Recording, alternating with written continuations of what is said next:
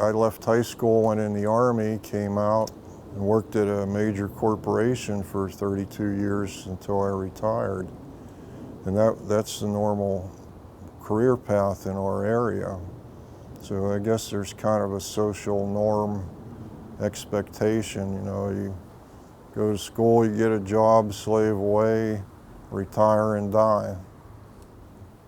I think he always knew that he would do something. You watch people just kill themselves at their 9 to 5 to pay bills for a house that they're barely in, and it doesn't make a lot of sense. And I think at a very young age, he realized that, he didn't want to do that. And unlike most people, he found a way to do something about that.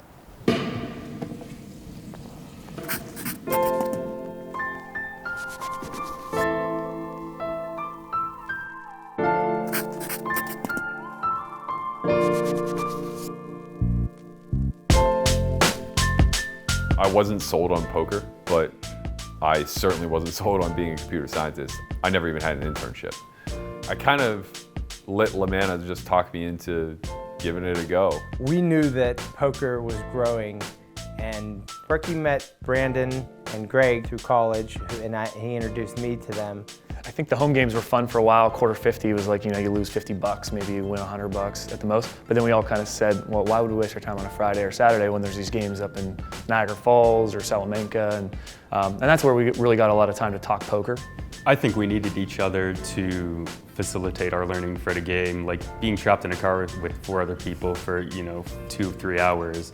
And Berkey, he can just talk on and on, and the arguments in the car about how a specific spot or hand should be played could last the whole car ride.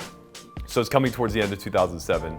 Greg had made over 100,000 playing 1-2 no limit and being an affiliate, just like getting people to sign up. We were friends with Brent now, who's teaching and somehow making like almost 6 figures playing online as well. If I wasn't playing, I was always watching, I was always studying. I had a list of names that were online poker players, and whenever they were playing, all I wanted to do was watch and study. Brian had won a tournament for 100,000.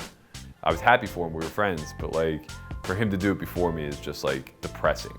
Berkey, although maybe the most talented, he was struggling to build a bankroll work because he would just either like lose it all, bet too much. And then the last straw was Brandon got heads up in the full tilt mulligan and ended up winning like 50 or 60,000.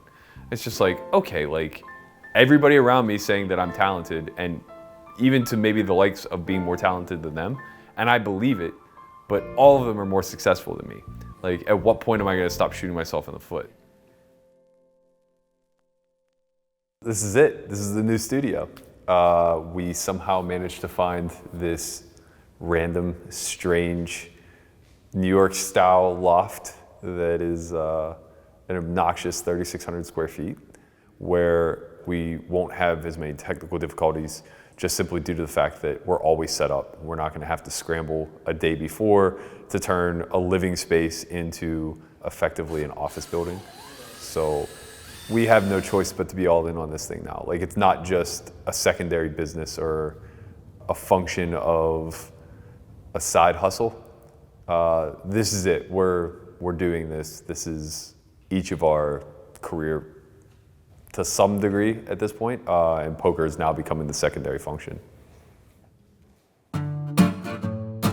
So I drop out of school, I'm playing home games around Lansing, I'm driving to Detroit to go to the casino, I'm driving to Mount Pleasant to go to the casino, and then enough is enough. So I moved back in with my parents. They were just like, all right, well, I mean, you got to get a job, obviously, because, you're here. We weren't giving him money, so if he wanted money in his pocket, he had to do something. I hated having to work for somebody else.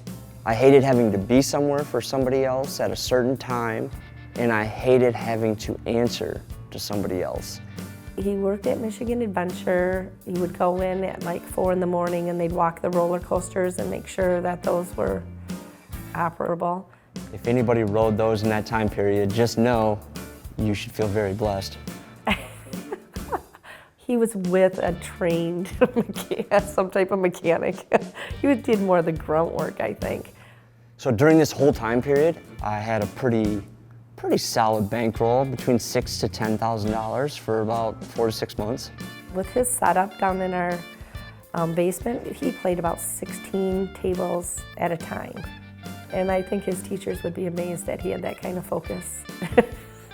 I had started to figure out some tricks, I guess. I was the first person to figure out that when you 3-bet from the small blind, it was perceived that you were very strong. And every single time I watched somebody flip over a hand after they had 3-bet from the small blind, they had it. So I just started to not have it. I could just 3-bet, bet flop. People would usually fold. If they didn't fold the flop, they always folded the turn. And if they ever called the turn, they weren't folding on the river, so I would just never bluff them. And whenever I did have it, they always paid off. When I figured that out, I was able to just hammer people for, a year. He mastered 3-betting from the small blind and taking control of the pot before any of the online guys were doing. And he set precedents online that took over for years after that. We had like a 15-person aim chat, and they would post hands all the time asking if they should call. And it was always versus somebody that was 3-betting from the blinds. That was another thing that really tipped me off to, I can start abusing people from out of position. And he pretty much revolutionized the game in that aspect. And it's kind of crazy how he really changed it. But he was doing stuff before any of the other guys really were online. And it was really crazy to see.